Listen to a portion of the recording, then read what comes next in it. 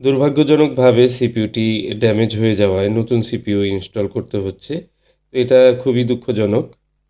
আসসালামু আলাইকুম। সবাই কেমন আছেন? আশা করি সবাই ভালো আছেন। OnePlus 7 Pro একটা ডেড ফোন নিয়ে কাজ করব। এই ফোনটি একেবারেই ফ্রেশ কন্ডিশনে রয়েছে। ফোনটি আমাদের মার্কেটে এক ছোট ভাই নিয়ে এসেছে। সেও টেকনিশিয়ান, তার চাচার ফোন।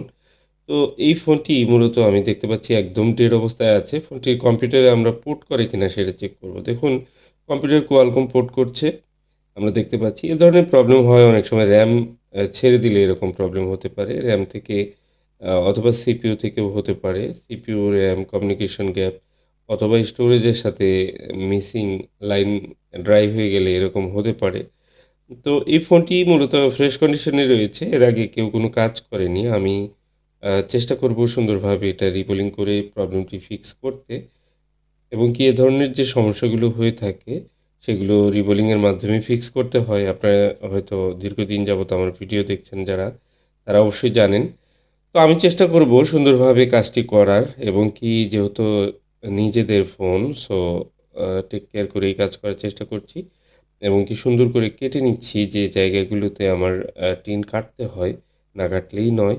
ততটুকু জায়গায় আমি স্পেসটা ফাঁকা করে নিচ্ছি এবং সুন্দর করে গ্লু কাট করে নিচ্ছি। গ্লু কাট করে আইসিটা রিমুভ করতে হবে। এবং আপনারা জানেন যে OnePlus-এর এই আঠাগুলো খুবই শক্ত হয়ে থাকে। এগুলো রিমুভ করা আসলে অনেক ধৈর্যের ব্যাপার, এবং কি আশেপাশের কম্পোনেন্টস অনেক সময় ভেঙে যাওয়ার সম্ভাবনা থাকে। সো একটু ধীরে ধীরে সুন্দর করে হিট দিয়ে দিয়ে আস্তে আস্তে গ্লু কাট করতে হয়। আমি গ্লু কাট করে নিলাম। চারপাশে একটু একটু করে গ্লু কাট করে নিয়েছি। এবার আমি প্রথমে র্যামটা রিমুভ করব। তো একেকটা OnePlus-এ একেক ধরনের দেখা যায় যে টেম্পারেচার লাগে। তো এখানে এই মাদারবোর্ডটি কিন্তু ডাবল লেয়ারের বোর্ড। মানে নিচে একটা ডাবল লেয়ার রয়েছে। যে কারণে একটু হার্ড লাগছে। আঠাগুলো রিমুভ হতে একটু সময় লাগে। অনেক সময় দেখা যায় যে আইসিগুলো হিট হতে একটু সময় লাগে। তো আমি প্রথমে র্যামটা রিমুভ করছি। তো দেখুন সুন্দরভাবেই র্যামটা রিমুভ হয়েছে। কিন্তু আমি সোল্ডারিং আয়রনের মাধ্যমে যখন ক্লিন করছিলাম, আমার কাছে মনে হচ্ছিল যে সিপিইউটা ফুলে গিয়েছে। আসলে খুবই দুঃখজনক যে সিপিইউটা নষ্ট হয়ে যাওয়ায় আমাকে নতুন একটি সিপিইউ ইনস্টল করতে হলো। কারণ সিপিইউটা এতটাই সূক্ষ্মভাবে একটু ফুলে উঠেছে, যেটা হয়তো বা আইসি রিমুভ করার সময় বোঝা যায়নি। কিন্তু অ্যাক্সিডেন্ট তো হতেই পারে। সো এ ধরনের ঘটনা এর আগে আমার এই OnePlus-এ ঘটেনি। এটাই ফার্স্ট। এবং কি আমার কাছে যেহেতু নতুন প্রসেসর রয়েছে, সো এটার সমাধানও আমার কাছে রয়েছে। আমি নতুন প্রসেসর ইনস্টল করে এটাকে অন করে দেবো ইনশাল্লাহ। তো আমি চেষ্টা করছি সুন্দরভাবে নতুন একটা প্রসেসর ইনস্টল করে ফোনটিকে কমপ্লিট করে দিতে।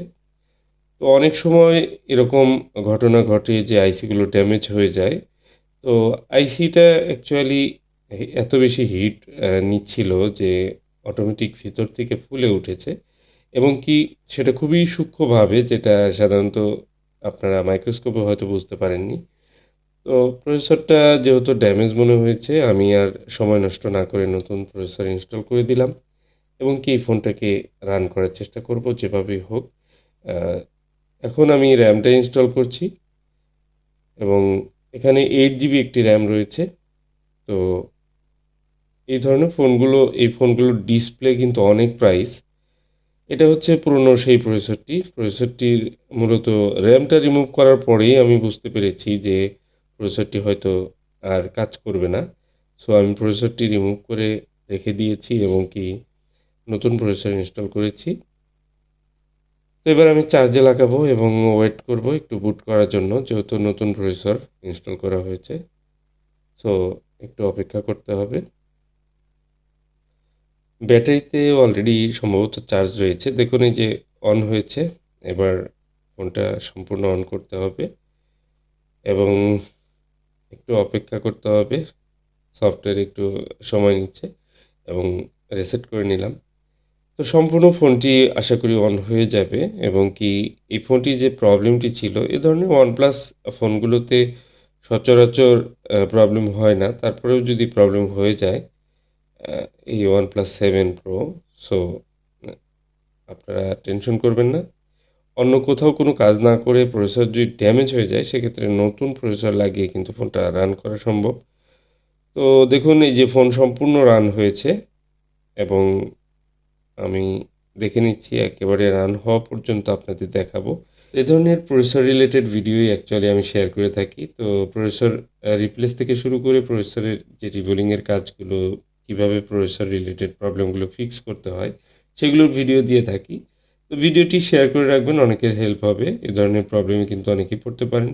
এবং কি যারা ইউটিউব থেকে দেখছেন চ্যানেলটি সাবস্ক্রাইব করে বেল বাটন প্রেস করে রাখবেন। নতুন, নতুন ভিডিও আমি দিয়ে থাকি। দেখুন OnePlus 7 Pro 5G আসলে এই ফোনটি ঠিক হয়ে গেল নতুন প্রসেসরে।